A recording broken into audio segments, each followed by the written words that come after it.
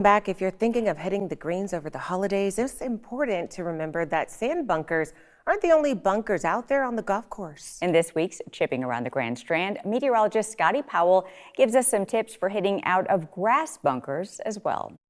We're back out here at Ouachita East, and we're joined by Mike. And Mike, last week we talked about hitting it out of the pine straw, and now I don't know what we found ourselves into. This big grassy area. What is this called? This is a grass bunker right here, Scotty. So I like these better than the sand bunkers. I'll go ahead and say that. They're a little bit easier to get out of. You just got to commit to the shot, but they're a little bit easier to get out of. There's no sand, just grass, but it's similar, as you can tell, to a bunker itself. Yes. So a lot of people call it a pot bunker or a grass bunker. All right. Well, when we're approaching this, it seems like our ball's setting up pretty good. But what kind of club should we choose to hit this ball? Another good question, Scotty. So since we're in this bunker, and normally bunkers sit lower, we got to get the ball higher. So I would suggest taking something that's a little bit more lofted, whether it's a sand wedge or a pitching wedge or a gap wedge, something that you feel a little bit more confident with loft. You know, I have a 58 degree. I think you have a 56 degree. So anything in that area. Some people love a 60 degree, a lob wedge. So you can, anything that has a decent amount of loft pops you up over the grass, up onto the green, and it's not going to roll out too far. Well, I'm going to ask you this. It seems like our pin is on the front side of the green. If this was in the back of the green, I guess that just adjusts our swing, right? You could take a bigger swing, or you could change the club as long as you're confident about getting over the grassy area. But yeah, you can use the same club, Scotty, and just take a bigger swing.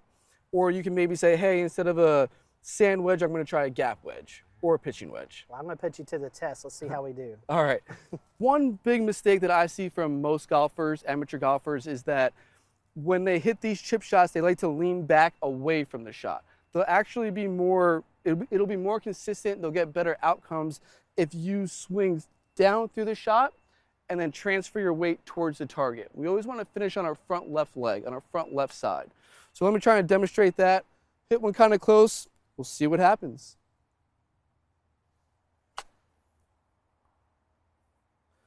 So you can see all my weights on the front left side, Scotty. That's probably about, what, 5 or 7 feet away for a chance for par. If we don't make it, we've got a tap-in bogey. Not a big deal. All right, Mike. Well, that was a great example, but I want to try to beat you. So let's see if we can get me set up first. All right, Scotty. So again, the biggest thing that I see, what I want you to do, I want you to hit down on that ball. I want you to transfer your weight. Since you're a lefty, I want you to transfer your weight on your front right side. Follow through. Hit yourself a good shot. Get it closer than mine. All right, let's see what we can do here. Let's see it.